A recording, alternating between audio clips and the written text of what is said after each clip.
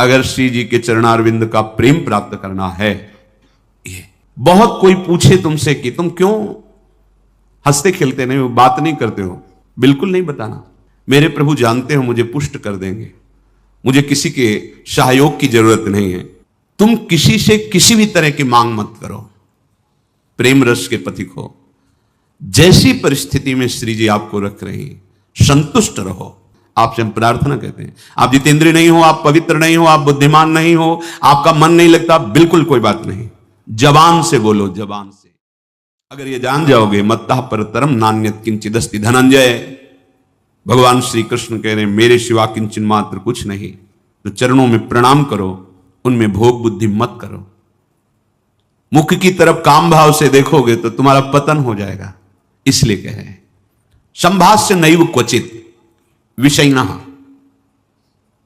भगवत मार्ग के पथिक की रहनी है विषयी पुरुष से, प्रपंची पुरुष से, तार्किक पुरुष से, नास्तिक पुरुष से संभाषण भी नहीं करना, उत्तर भी नहीं देना, राधे श्याम का उत्तर भी नहीं देना।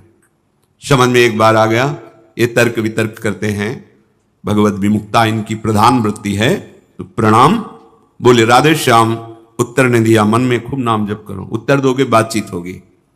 संभाषण नैव क्वचित, बिल्कुल नहीं बोलना। अगर श्री जी के चरणारविंद का प्रेम प्राप्त करना है, ये अगर आपकी बातचीत करने की बहुत शौक है तो अपने कुटिया में विराजमान छवि जो लाल बिहारी जी की, उनसे बात करो, उनको अपना हृदय का जो विरह है, जो प्रेम है, जो पीड़ा है, जो मांग है, उनके सामने रखो, किसी और से नहीं। रहीमन मन की मन व्यथा रखिए मन में गोए, सुन इठलई हैं लोग सब बांट न ली है कोय। मत कहो किसी से अपनी बात, शांत रहो, गंभीर रहो, हृदयाराध्य युगल सरकार से अपनी बात कहो, वो समर्थ हैं आपकी बात सुनेंगे। नैव संभाषण, बिल्कुल किंचन मात्र इस बात को हृदय में बैठा लीजिए कि नैव, बिल्कुल नहीं। संभाष्य क्वचित, बिल्कुल थोड़ी भी बात नहीं करनी, फंस जाओगे। मन को ऐसा लगता है कि सामने से हमें बहुत प्यार और सुख मिलेगा, इसी लोभ में ये फंस जाता है मन, फिर ये जलता है और इसकी जलन को हम अपनी मानते हैं।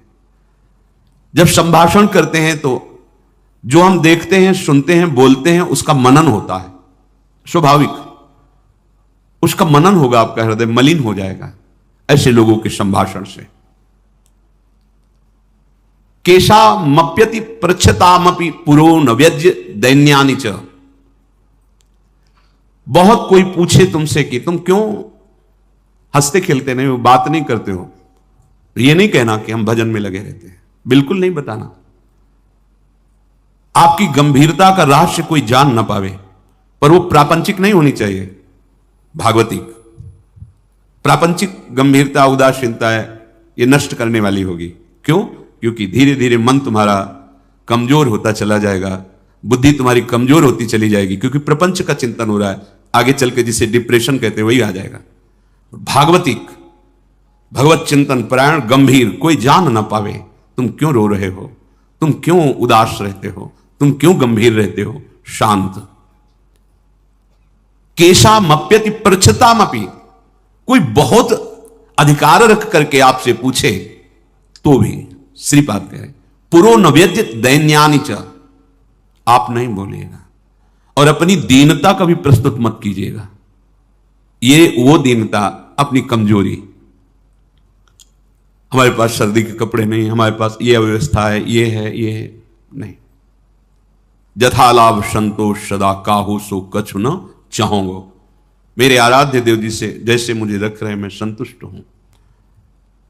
किसी भी तरह से अपनी, यहां जो दैन्यता वो भागवतिक दैन्यता की बात नहीं, अपनी कमजोरी की है। नहीं, मेरे प्रभु जानते हो मुझे पुष्ट कर देंगे, मुझे किसी के सहयोग की जरूरत नहीं है, क्योंकि किसी के सहयोग से काम क्रोध आदि को वश में नहीं किया जाता। ये भगवत कृपा पात्र जन भगवत स्मरण परायण होकर इस पर विजय प्राप्त करते हैं।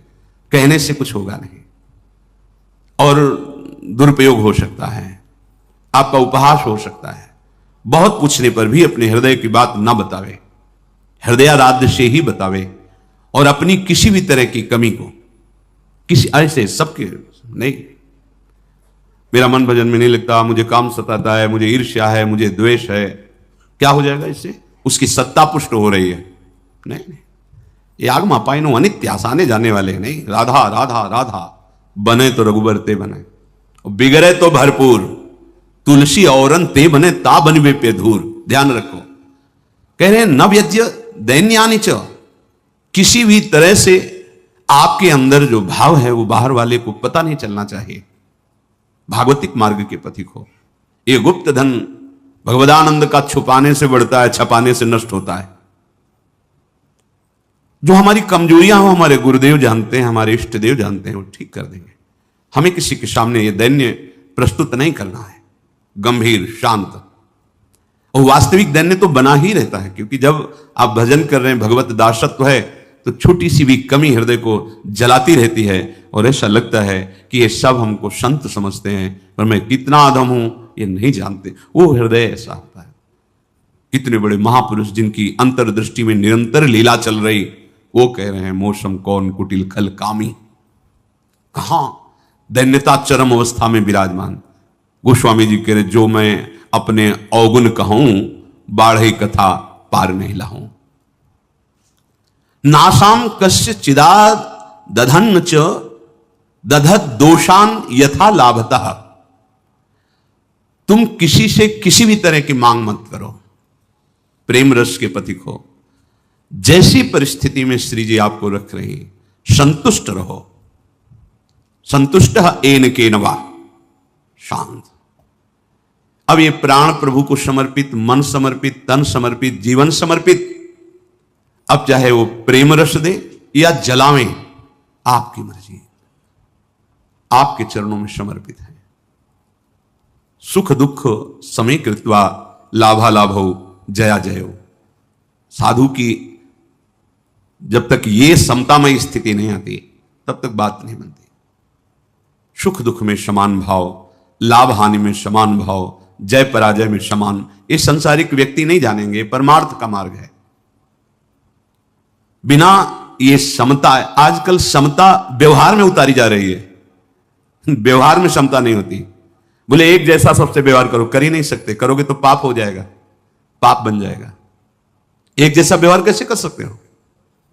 पत्नी, पुत्री, माता, बहन एक जैसा व्यवहार कर सकते हो? व्यवहार में बड़ा अंतराय होगा। लेकिन दर्शन, पंडिता समदर्शिना, समदर्शन, सब में एक भगवान विराजमान, ऐसा हो जाएगा। प्राय लोगों की बात रहती है सबके साथ समान व्यवहार करो। कैसे समान व्यवहार होगा? ज्ञानियों में सुखदेव जी के गुरु हैं जनक जी, और यथा योग्य आसन लगे हुए हैं क्रम से। यथा योग्य, किसी को प्रणाम करके, किसी से प्रणाम करवा के, किसी से हाथ जोड़ के, किसी से हाथ जोड़वा के, किसी को मुस्कुरा के, किसी को देख के, जो यथा योग्य सम्मान, ऐसे ही भगवान यथा योग्य सबसे मिलते हैं। सबके साथ वर्ताव एक जैसा नहीं होता, वो अज्ञानी है। सब में दर्शन करने का आदेश दिया गया है। विद्या विनय संपन्ने ब्राह्मणे गविहस्तनी सुनीचो सुपाके च पंडिता समदर्शिना। भगवान लिख देते हैं समवर्तिना, नहीं लिखा समवर्तन नहीं। अपने शरीर में समवर्तन, समान भाव से व्यवहार नहीं कर सकते आप। आपका ही शरीर है, गुदा द्वार में हाथ लगा के उसे कितनी बार रज से धोना होता है। कपोल में हाथ लग जाए तो क्या फर्क पड़ता है? आप देखो, आपका शरीर है, बराबर हर अंग में कष्ट या सुखद दोनों का हम ही अनुभव करते हैं, लेकिन व्यवहार में भेद है। नीचे के अंगों का स्पर्श होने पर पवित्रता के लिए आदेश शास्त्र का, आप यहां कहीं छू लेते तो हाथ थोड़ी धोते हैं। व्यवहार में भेद है, दर्शन में एक है। जिसको सच्चा ज्ञान है ऐसा है, और जो सबके साथ एक जैसा व्यवहार नहीं हो सकता। व्यवहार एक से, या तो पागल है या मूर्ख है। पंडिता समदर्शिना, सब में एक तत्व का दर्शन करते हुए यथा योग्य व्यवहार, शास्त्र प्रमाण व्यवहार। श्रीपाद कह रहे नाशाम कस्य चिदा दधत दधन च दधत दोषान यथा लाभता। किसी से कोई आशा रखना इस सबसे बड़ा दोष है भगवत मार्ग में। खुली बात संतों ने, आशा एक राम जी से दूजी आशा छोड़ दे। महाप्रभु हरिवंश चंद्र जी के आशास्य दास्यम वृषभानुजायास। केवल हमारी आशा श्री लाडली जी महाराज के चरणों से है। अन्न से, व्यक्ति से आशा, फिर कैसे? ये बड़ा दोष है उपासक, यही कमी हो रही हमारी रहने में, इसीलिए राधा चरणारविंद का प्रेम हृदय में प्रकाशित नहीं हो रहा। और किसी के प्रति भी हमें दोष भाव नहीं रखना है, भगवत भाव रखना है। पूरी सृष्टि में एक भी व्यक्ति हमारा दुश्मन नहीं होना चाहिए।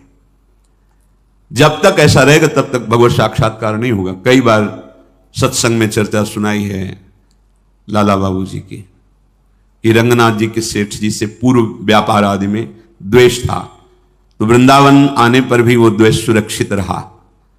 जब गुरुदेव से कहते कि जो अनुराग का मंत्र है, विरक्त भेष है प्रगट में गुरु प्रदत्त, वो प्रदान रहते थे ऐसे एक लंगोटी लगा के। बड़े धनी मानी पुरुष थे, सब त्याग, पर वो कहते अभी नहीं, अभी नहीं, तुम्हारे हृदय में अभी। समझ गए? जांचा अपने को।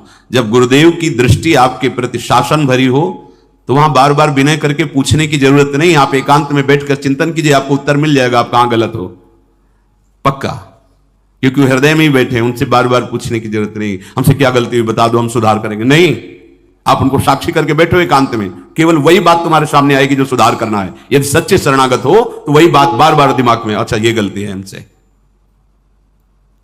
समझ गए कि रंगनाथ जी के सेठ जी से थोड़ा, तो सुबह जो भिक्षा बांटते थे तो उसी भिक्षुकों के बीच में लग गए श्री लाला बाबू जी महाराज। जब सेवकों ने देखा जाके का सेठ जी लाला बाबू जी लाइन पे खड़े, तो बड़े कीमती कीमती वस्तुएं लेकर, रत्नहार आदि लेकर, अरे बाबूजी आप लाइन पे ना, भिक्षुक हूं आपका, बस एक मुट्ठी चावल जैसे सबको देते हैं वैसे मुझे दे दो। अरे नहीं बाबूजी आप, नहीं नहीं बस आप कृपा करो। उनका द्वेष उनका नष्ट हुआ, इनके अंदर जो थोड़ा सा वो जो ही जा रहे थे वापस, तो रास्ते में गुरुदेव मिल गए। कहा आज तुम्हें विरक्त मंत्र देंगे, आज तुम्हें विरक्त भेज देंगे। अपने आप वो खुद जानते हैं कब कहां कैसे, पर अगर थोड़ा भी हम कहीं दोष रखेंगे तो भगवत साक्षात्कार नहीं होगा। अद्वेष्टा सर्वभूता नाम, किसी भी भूत प्राणी से हमारा द्वेष ना हो। ये जो बात कही गई है विषयणा संभाष्य नैव क्वचित, ये अपने बचाव पक्ष के लिए कही गई, वहां दोष दर्शन के लिए नहीं। जिसके संग से भगवत विस्मरण हो रहा है, विषयों को बढ़ावा मिल रहा है, हम ऐसा संभाषण नहीं करेंगे अपने बचाव पक्ष में, अपनी कमजोरी दूर करने के लिए। संतुष्टो वश राधिका पद रसा विष्टोत्र वृंदावने, परम संतोष धारण कर लो। नाम चलेगा तभी यह संतोष टिकेगा भी, ये बनावटी नहीं टिक सकता। नाम नाम नाम से लाभ मिलेगा कि नहीं मिलेगा, नाम से काम बनेगा कि नहीं बनेगा, यह प्रश्न की गुंजाइश ही नहीं है। यदि भाव है तो ठीक है, श्रद्धा है तो ठीक है, नहीं है तो ठीक है। नाम आपका परम मंगल कर देगा। भाव कुभाव अनखाल सहु, नाम जपत मंगल दिस दसहु। इससे आपको जो लाभ मिलेगा वो किसी साधन से नहीं, किसी से पूछने की जरूरत नहीं। थोड़ा तो विश्वास रखो। बड़े बड़े महापुरुष कह रहे हैं हरिर नामयु हरिर नामयु हरिर नामयु केवलम कलौ नास्तेव नास्तेव नास्तेव गति अन्यथा। हरि नाम हरि नाम हरि नाम, कलयुग में कोई और गति नहीं है, नहीं है, नहीं है। बड़े बड़े महापुरुषों, सत्यम सत्यम पुनः सत्यम हरिर नामयु केवलम, बड़े बड़े महापुरुष शास्त्र भरे, किसी से पूछने की जरूरत नहीं। इसलिए कह रहा हूं, आपको लगेगा काहे को भी परेशान हो जब सब कुछ है नहीं, लाभ मिलेगा। आपसे हम प्रार्थना कहते हैं, आप जितेंद्रिय नहीं हो, आप पवित्र नहीं हो, आप बुद्धिमान नहीं हो, आपका मन नहीं लगता, बिल्कुल कोई बात नहीं। जबान से बोलो, जबान से। नाम जीह जपी जागही जोगी, नाम जबान से जप करके वो ज्ञान में जग जाते हैं, जबान से जपने के। अहो वत्स्वपचतो गरीयान यज्जिभ्याग्रे वर्तते नाम तुभ्यम, जिसकी जिह्वा के अग्रभाग पर तुभ्यम आपका नाम है प्रभु, गरीयशाम, बहुत श्रेष्ठ महापुरुष हो जाएगा। नाम लेत भव सिंधु सुखाही, करहु विचार सुजन मन माही। नाम का निरंतर रटन करने से भव समुद्र ही सूख जाता है, किसी से प्रश्न करने की जरूरत नहीं। पता नहीं वो नाम जप नहीं कर रहा, नाम के प्रति श्रद्धा नहीं है, और वो ऐसे उपदेश कर दे कि आपके नाम के प्रति अरुचि हो जाए, मारे गए। कोई साधन नहीं, नाम के बराबर कोई साधन नहीं। कोई साधन में इतनी अब दम नहीं है कि हम बराबर उसके बल से परम पद प्राप्त कर सके, नहीं है। अंतःकरण को झांक के देखो, थोड़ी थोड़ी देर में राग द्वेष के खेलों में ऐसा फंसा हुआ है कि परम पद क्या, मनुष्यता नहीं टिक पा रही। मनुष्यता, साधुता और प्रेम भाव, सहचरी भाव, गोपी भाव, ये बहुत नाम नाम सब भाव प्रदान कर देगा।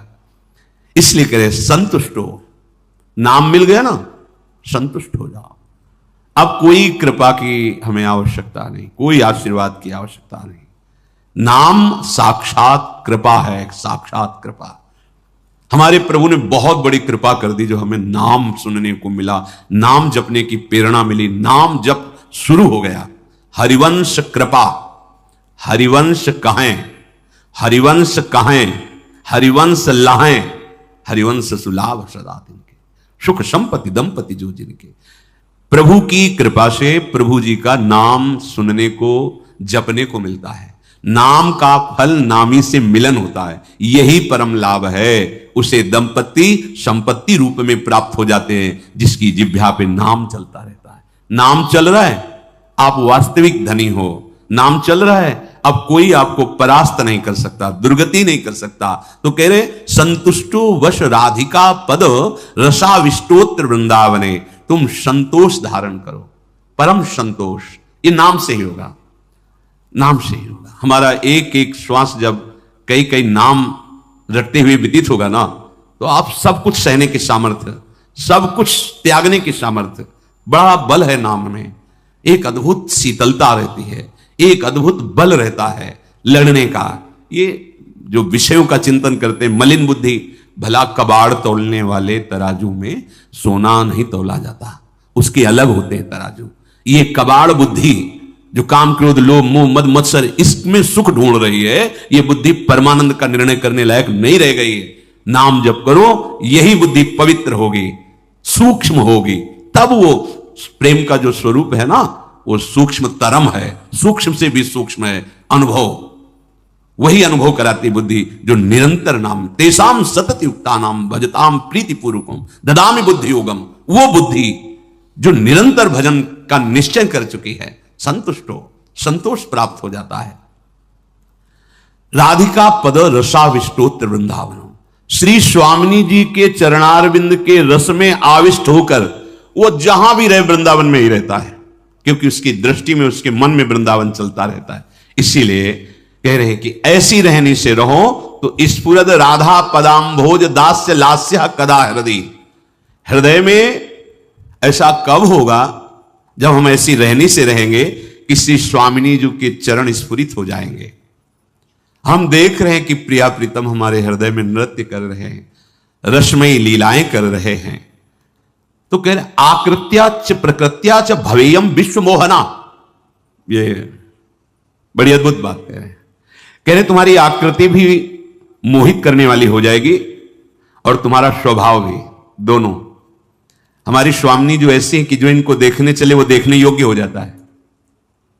हाँ, ये ऐसी देखो माई सुंदरता की सीमा, उसका स्वभाव भी सुंदर हो जाता है, उसकी आकृति भी सुंदर हो जाती है। कह रहे आकृत्या च प्रकृत्या च भवेयम विश्व मोहना, किसका? जिसके हृदय में राधा चरणारविंद का स्फुरण हुआ, उसकी आकृति भी लुभायमान हो जाती है। जो देखे वो लुभायमान हो जाए, उसका स्वभाव जो देखे कैसा मृदु स्वभाव, क्योंकि स्वामिनी का स्वभाव उतरता है, स्वामिनी का प्रभाव उतरता है। हम ऐसी रहने से रहें, इसी जन्म में जिनसे हम बहुत जन्म से बिछड़े हैं, उन अपने प्राणाराध्य श्री श्यामा श्याम की प्रेममयी भक्ति, अखंड स्मृति, निरंतर सेवा चिंतन, ये हमें प्राप्त हो जाए, उनका सानिध्य प्राप्त हो जाए। अब हमारी रसेंद्री में जो वेग आता है, समन का भाव मिला, यही मुख में एक और इंद्री है जिसे कर्मेंद्री कहते हैं, वाक इंद्री। ये बहुत अपराध कराती है, इसका भी वेग आता है, गैस सी बनती बोलने का होता है। जिनको सही मार्ग नहीं मिला तो ऊट पटांग ही बोलते हुए चलते हैं, ऊट पटांग ही ऐसे। वेग है, वाणी का वेग है। अब वाणी के वेग को संभालना उपासक का अत्यंत आवश्यक कार्य है, क्योंकि सबसे ज्यादा अपराध वाणी से ही बनते हैं। किसी की निंदा करना, किसी को कर्कश कठोर वचन बोलना, परुख वचन कबहु न कहाए, व्यर्थ की बातें करना। लोगों का स्वभाव घंटों कोई सिर पैर नहीं है, बस बात ही बात होती चली जा रही, ऊर्जा नष्ट कर रहे व्यर्थ की बातों में। ग्राम्य कथाएं, लोक कथाएं, राज कथाएं, विषय वार्ता और निंदा स्तुति, ये सब व्यर्थ में हमारी आध्यात्मिक शक्ति को नष्ट करने वाली क्रियाएं हैं। मौन रहिए। बोलने का बहुत अंदर से वेग आ रहा है, वाणी का वेग आता है, उस समय आप नाम कीर्तन कीजिए, उस समय आप वाणी का गायन कीजिए। श्रीमद चतुराशी जी, श्रीमद राधा सुधा निधि जी, श्री 42 लीला जी, महान, खूब जोर जोर से गाइए। अपने पास वाणी के वेग को शांत करने के लिए बहुत बढ़िया उपाय। श्रीमद चतुराशी जी शुरू कर दी उच्च स्वर से गाना तो 1 घंटा 45 मिनट, श्रीमद राधा सुधा निधि तो लगभग 2 घंटे। 2 घंटे में तो पसीना आ जाएगा और मन होगा कि अब मौन हो जाए, वाणी का समन हो। व्यर्थ वार्ता करने वाला उपासक अंतर्मुख हो ही नहीं सकता। अंतर्मुख हुए बिना परमार्थ की पगडंडी नहीं मिलती। हमारी यात्रा अंतर से है, बाहर से नहीं। बाहर कितना दौड़ो वो बात नहीं बनेगी। अंतर्मुख होकर सर्वात्मना न विसजेत बहिरिंद्रियाणि, अपनी इंद्रियों को सर्वात्म रूप से छूट मत दे दीजिए कि वो बाहर घूमती रहें। वाणी के वेग का शमन कीजिए। मौन के द्वारा भगवन नाम कीर्तन, भगवत लीला गुणगान, भक्त चरित्रों का गायन, इसके सिवा मौन। अगर ये सत्संग स्वीकार करोगे तो भगवान इसका फल बता रहे हैं। सो अमृतत्वाय कल्पते, वो अमृत पद का अधिकारी हो जाता है, वो अमृत पद पे आरूढ़ हो जाता है। अभी हम मृत को स्वीकार किए हैं। शरीर मृत है, जन्मा है मृत्यु लोक में, इसका नाम मृत्यु है, मृत्यु लोक है। हाँ, यहां सब मृत है, जो देख रहे हो सब मृत है, सबका परिवर्तन होता है। अब हमारी श्रवणेंद्री का वेग आता है। संगीत सुने, अच्छे अच्छे गाने सुने या अनुकूल बातें सुने। हमें श्रवणेंद्री को भी बचाना है पर निंदा श्रवण से, स्वयं की प्रशंसा श्रवण से और विषय की बातें श्रवण करने से। बहुत बड़ा प्रभाव पड़ता है श्रवण का। इसीलिए भक्ति में सबसे पहली भक्ति की गई श्रवणम, कीर्तनम दूसरे में रखा गया है। और शरणागति के लिए उत्साह श्रवणेंद्री से ही होता है।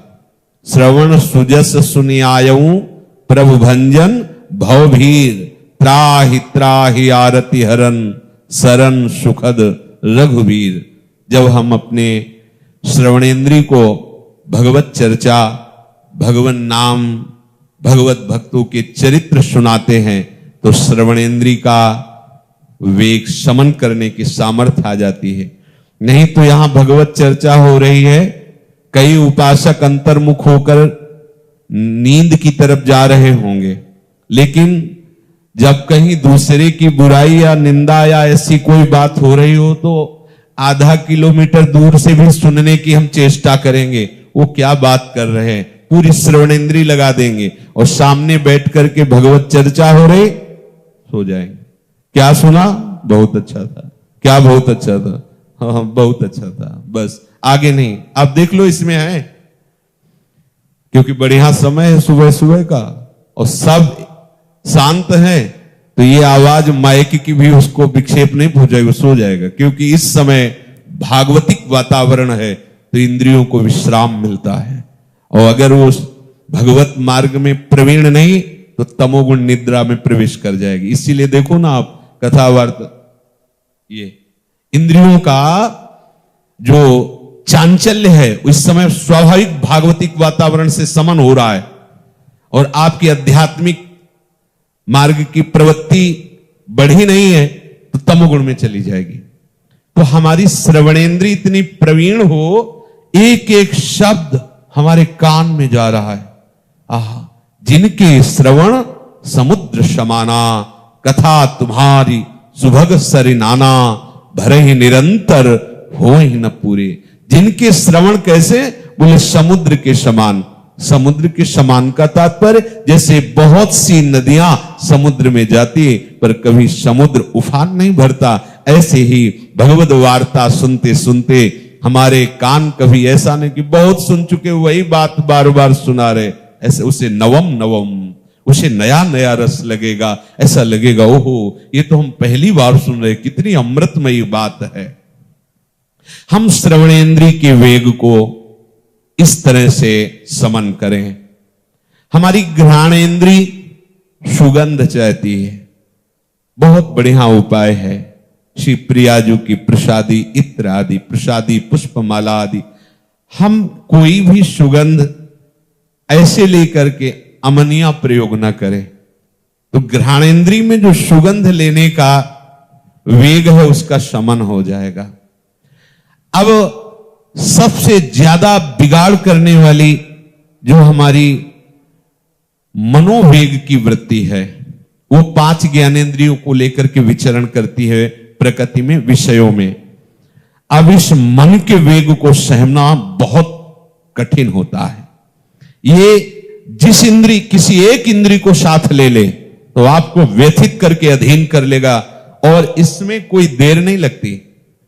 बचाने में देर लगा, लेकिन उस इमरती को देख करके पाने की लालसा और संकल्प ये सब ऐसे ही हो गया, समझ नहीं पाए क्या हो गया। इतनी जल्दी एक इंद्री को वश में किया। नेत्रेंद्री ने देखा, मन ने रसेंद्री को कब्जे करके तुरंत क्रिया करवा ली। बाद में होता है हाय कैसे हो गया। मन के वेग का समन करना सबसे कठिन और सबसे सरल है। कठिन उनके लिए है जो स्वयं अन्य साधनों से करना चाहते हैं, लेकिन जिसने प्रभु की प्रियालाल के चरणों का आश्रय ले लिया है उसके लिए मन का समन करना कठिन नहीं है। क्योंकि हमारे युगल सरकार मिथुन मनसी चोर, युगल सरकार मिथुन मने दोनों प्रिया प्रीतम, ये मन को चुराने वाले हैं।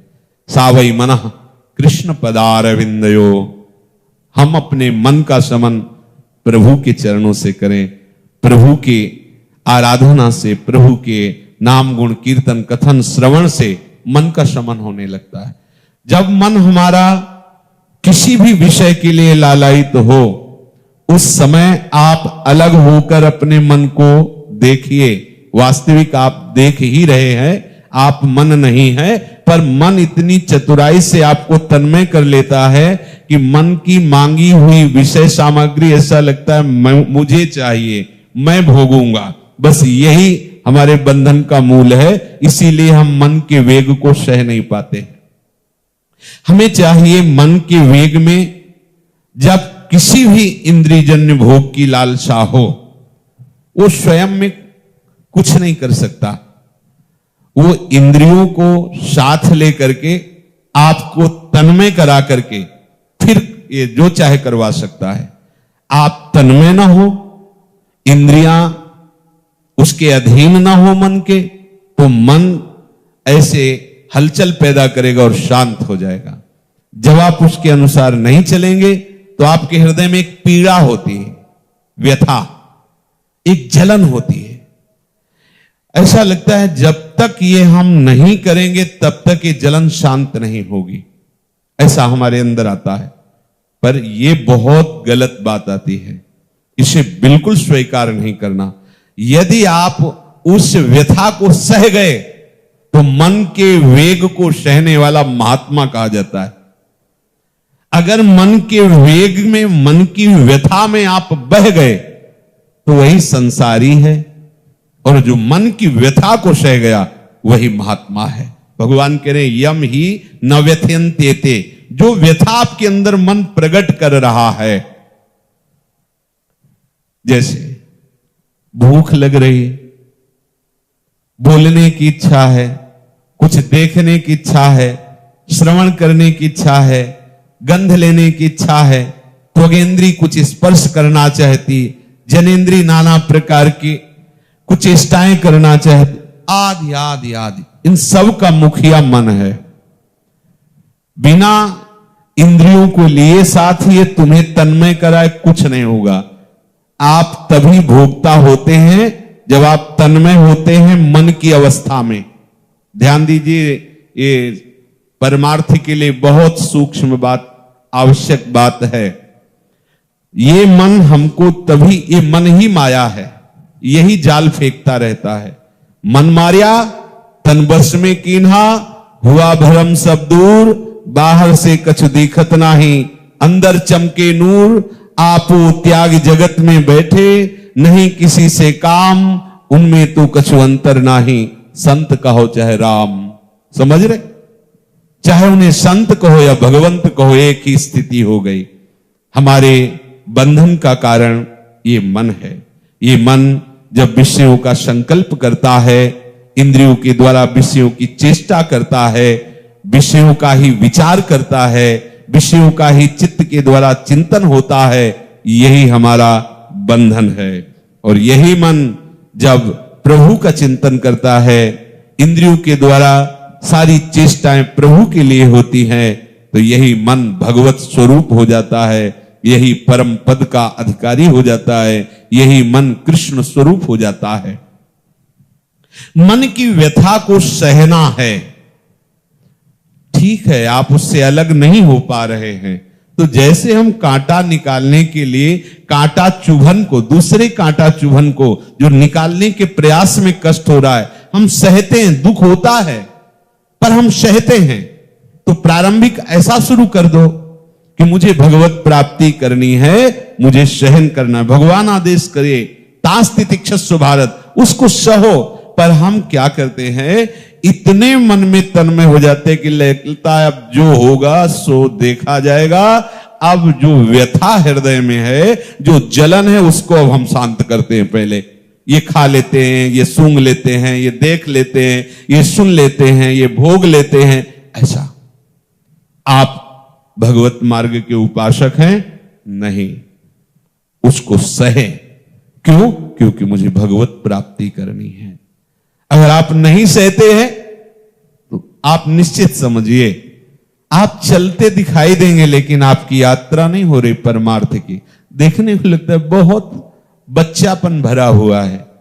परमार्थ के मार्ग में अवस्थाएं भले हो गई हैं, 50 की, 60 की, 40 की, 30 की, अभी बच्चापन, अभी शुरुआत नहीं हुई परमार्थ की। क्योंकि भगवत मार्ग में चलने का दृढ़ उद्देश्य आपके अंदर जागृत नहीं हुआ है। नहीं तो देखिए, जब ध्रुव जी अपने पिता के द्वारा की हुई प्रतिकूलता, माता के द्वारा, जो दूसरी माता है उनके द्वारा दिए गए कट वचन असहनीय लगे, देखो कहां उनका चित्त गया। वो द्वेष नहीं किए, भगवान के चरणों में चित्त गया कि मुझे भगवान से प्राप्त करना है। यदि ये जागतिक संबंध वाले पिता और ये विमाता ऐसे वचन और ऐसी चेष्टा करें, तो मैं उस परम पिता से वस्तु की प्राप्ति करूंगा। और अपने माता के चरण स्पर्श करके उनसे आदेश लिया और चल पड़े। देखना परमार्थ मार्ग के पथिक को कितना दृढ़ होना चाहिए। जे ही चले ते ही उन्हीं भगवान से प्रेरित होकर देवर्षि नारद जी आए और कहा, बेटा ध्रुव तुम किस लिए जा रहे हो? तो उनका, भगवान की आराधना करके वो पद प्राप्त करूंगा जो हमारे पिता और पितामह को भी प्राप्त नहीं है। मैं समझ रहा हूं तुम राजकुमार हो, तुम्हारे पिता ने तुम्हें गोद में नहीं बैठाया, तुम्हारी माता ने कटुवचन कहा, पर मैं अभी तुमको लेके चलता हूं और गोद की क्या बात, मैं आज्ञा करूंगा तो महाराज उत्तानपाद अभी तुम्हारा अभिषेक कर देंगे। चलो, ये अवस्था तुम्हारी वनवास की नहीं है, तपस्या की नहीं। चलो अभी मैं तुम्हें राजपद पर विराजमान करता हूं, क्योंकि मेरी आज्ञा का उल्लंघन महाराज उत्तानपाद नहीं कर सकते। देखो भक्त का चिंतन कैसा होता है। विचार किया कि अभी तो भगवान के मार्ग में कदम रखा है और जिस सिंहासन पर आरूढ़ मेरा पिता मुझे गोद में नहीं बैठाल पाया, माता की कुचेष्टा के कारण, उनके कर्कश वचनों के कारण, वही राज्य मुझे, वही सिंहासन मुझे मिल, अब तो रुक ही नहीं सकता। अब तो प्रमाण हो गया कि निश्चित भगवत कृपा हमारे ऊपर है। अब यहां उपासक की स्थिति को देखिए। अगर थोड़ा सा भी वृत्ति में लौकिक सुख की भावना दृढ़ होती तो भगवत आराधना का मार्ग छूट जाता और कहते चलो, लेकिन उनका नहीं, मैं क्षत्रिय राजकुमार हूं, एक बार जो निश्चय करता हूं किसी भी स्थिति में उसे मैं छोड़ता नहीं हूं। अब तो बिना भगवत साक्षात्कार किए पीछे नहीं लौट सकता। अरे नहीं, वहां तुम समझते नहीं, बड़े बड़े भयावह सिंह आदि और बड़े बड़े राक्षस राक्षसियां और कितना कष्ट जंगल में है। बोले कुछ भी हो, मृत्यु से बढ़कर नहीं। अब मैंने निश्चय कर लिया, देखा चेला पक्का है, द्वादशाक्षर मंत्र का उपदेश करके साधना पद्धति बता दी। अपने लोग परमार्थ पे चल रहे। ऐसा कोई कष्ट नहीं है जिस कष्ट का पूर्व ऋषियों ने सामना किया है। कौन सा कष्ट है? आप विचार करके देखिए। पूर्व के महापुरुषों ने लिखा है, वृंदावन वास कठिन मोरे माई।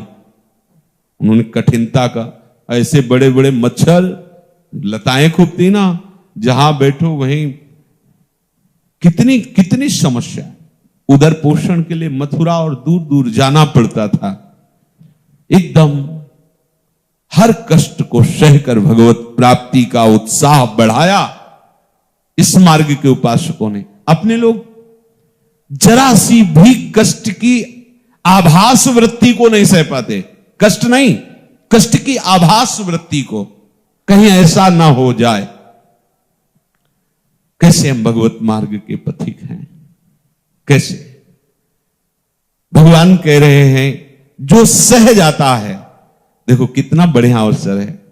जब अपने को अपमान मिले तो उसी समय तुरंत विचार करो, ये हमारी उपासना को परिपक्व करने के लिए परीक्षा हो रही, अवसर मिला है, सहते हैं। राधा राधा राधा, अंदर राधा। और अगर नाम नहीं चल रहा, भगवत चिंतन नहीं, तो आप नहीं सह सकते, पक्का नहीं सह सकते। अगर नाम चल रहा है और आपके अंदर ये चिंतन आ गया, एक प्रभु ने भेजा इसे, ओहो अब हमारी अंदर की भूमिका बढ़ने वाली है।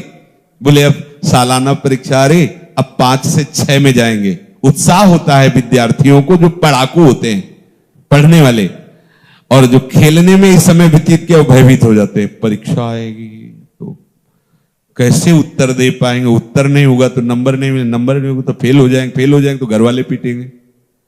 और जो पढ़ने में चित उनका उत्साह होता है, ऐसे ही जो भगवत प्राप्ति का दृढ़ निश्चय करके इस मार्ग में चले हैं, उनको जब कोई भी प्रतिकूल परिस्थिति आती तो सहने में उनको आनंद आता है। बहुत से ऐसे संत भगवानों के दर्शन हुए गंगा किनारे भ्रमण करते हुए कि बहुत कड़ी कड़ी कष्ट की परिस्थितियां, पर कभी यही गिरिराज जी में 108 गोपाल सहस्त्र नाम का पाठ करना, जो समय बचे उसमें फिर नाम जप करना, गिरिराज जी की परिक्रमा करना, ऐसा उनको लकवा मार गया। तो हरि बाबा, ओडिया बाबा, ये बड़े बड़े महापुरुष उनके दर्शन के लिए गए, वो पड़े थे। ब्रज की अनन्य निष्ठा ली हुई थी, कहीं बाहर जाना नहीं था, साधारण उपचार चल रहा था। बड़ा कष्ट होता है, आधा शरीर काम नहीं कर रहा। अब बाबा ने कहा कि महाराज यदि आप संकल्प करो तो पूरे विश्व का लकवा खत्म हो जाए। आप इतने भजनानंदी तपस्वी महापुरुष, आप इस रोग को स्वीकार किए हैं। तो उन्होंने कहा कि भजन केवल भगवत प्रेम के लिए है, भगवत प्रसन्नता के लिए है। ब्रह्मास्त्र का प्रयोग मच्छर मारने के लिए नहीं होता। और बाबा हम समझ रहे हैं आप हमसे हमारे हृदय की बात सुनना चाहते हैं, नहीं आप ऐसा प्रेरित नहीं कर सकते, क्योंकि स्वयं महान कष्ट सहने वाले महात्मा पूज्यपाद सिउड़िया बाबा जी आज महान कष्ट 10 वर्ष तो लेट के सोए ही नहीं, 18 घंटे पद्मासन में बैठे और ऐसे रख करके कुछ देर विश्राम, ऐसे बैठे कर फिर सीधे हो गए। कैसा? देखो, भोजन, नींद, भोगाभ्यास चाहे जितना बढ़ा लो और चाहे जितना कम कर लो, ये आपके ऊपर है। भोगाभ्यास और नींद और भोजन। पूज्यपाद श्री उड़िया बाबा जी महाराज एक कवल रोटी दाल का एक कवल वर्षों ऐसे साधना की, अस्थिमात्र होए रहे शरीर, राख का नाश कर दिया, तो अपने स्वरूप में स्थित हो गए। कितने ऐसे संतों को देखा गया है कि जो सर्व सामर्थ्यशाली हैं, पर वो कष्ट को, आए हुए शरीर के कष्ट को सह रहे हैं, इसके बल से प्रभु की प्राप्ति के लिए। वो ये कभी नहीं चाहते कि हमारा अमुक रोग नष्ट हो जाए, अमुक परिस्थिति हट जाए, अमुक व्यवस्था बन जाए, ऐसा कभी नहीं चाहते। व्यवहार में आपको भले दिखे ऐसा, उनके हृदय में चाह नहीं रहती। उनके हृदय की स्थिति होती है, जैसी जैसी प्रभु परिस्थिति स्थिति देते जाते हैं, उसी में वो आनंदित रहते हैं। तो प्रभु कह रहे हैं सम दुखा सुखा धीरम, जो दुख सुख में समान भाव ले आवे। हमारा दुख सुख से संबंध नहीं, क्योंकि दुख सुख का अनुभव इस शरीर और अंतःकरण में होता है। अगर हमारा संबंध प्रियालाल के श्री चरणों से है तो ही हम ये बात समझ पाएंगे और इस पे चल पाएंगे, नहीं तो अभी सुना और अभी जरा सी दुख परिस्थिति में व्याकुल हो जाएंगे। कल किसी ने प्रश्न किया कि आपकी वृंदावन महिमा अमृत सुनकर वृंदावन वास कर रहे हैं, जैसा बनता वैसा भजन करते हैं, पर यहां की जो प्रतिकूलताएं हैं, कठिन परिस्थिति हैं, वो हमसे सही नहीं जाती। गलत बात है। क्या कठिनता हो सकती है? आप बताइए, क्या कठिनता हो सकती है? जैसे कोई कहे कि हमारे पास अर्थव्यवस्था नहीं है, महारानी जी से आपका संबंध हो जाए दृढ़ हृदय से, तो अर्थ आपका दास हो जाएगा। पर हमारा संबंध जब तक श्री जी के चरणों से नहीं होगा, तब तक हमें अपने कर्मों का भोग भोगना होगा। जब श्री जी से संबंध हो जाता है तो सारे योग क्षेम का वहन श्री जी की चरण सेविका अनंत शक्तियां करती हैं। आप ऐसा ना समझिए कि किसी व्यक्ति से कोई भी यहां कार्य चलता है। तो ये धाम है, ये महारानी जी का महल है, ये सिर्फ उन्हीं से चलता है। उन्हीं के आदेश से सब यहां वास और व्यवस्था और आनंद और प्रतिकूलता, अपमान, निंदा, ये सब उन्हीं की व्यवस्था है। ध्यान रखिएगा, आपको जैसी परिस्थिति मिली है आपके अनुकूल मिली है। मान लीजिए आपको जैसी परिस्थिति मिली है वो केवल श्री जी की प्राप्ति के लिए, श्री जी के विधान से मिली, बिना शिकायत किए हुए चुपचाप उसे सह लो, सह लो। सह जाओगे तो प्रेम रस सहने के अधिकारी बन जाओगे। इसलिए भगवान कह रहे हैं यम ही ना व्यथ्यन्त्येते पुरुषम पुरुषर्षभ सम दुख सुख धीरम सुमृतत्वाय कल्पते। शेष चर्चा आगे। श्री राधा वल्लभ लाल।